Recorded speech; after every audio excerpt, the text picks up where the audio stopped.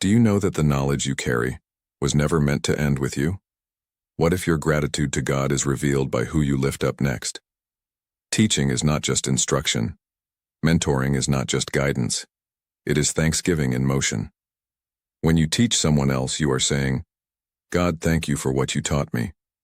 When you mentor another soul, you are declaring, I will not waste the grace you gave me.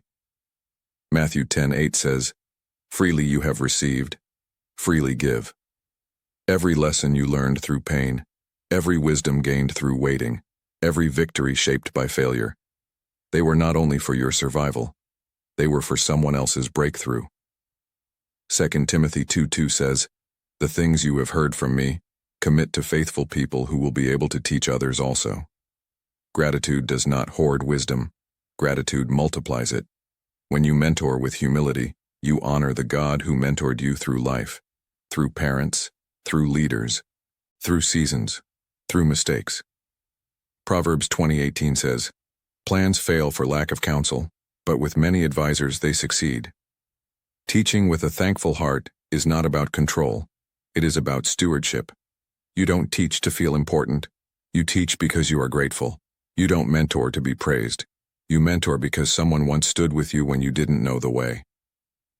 1 Thessalonians 5:11 reminds us, encourage one another and build each other up.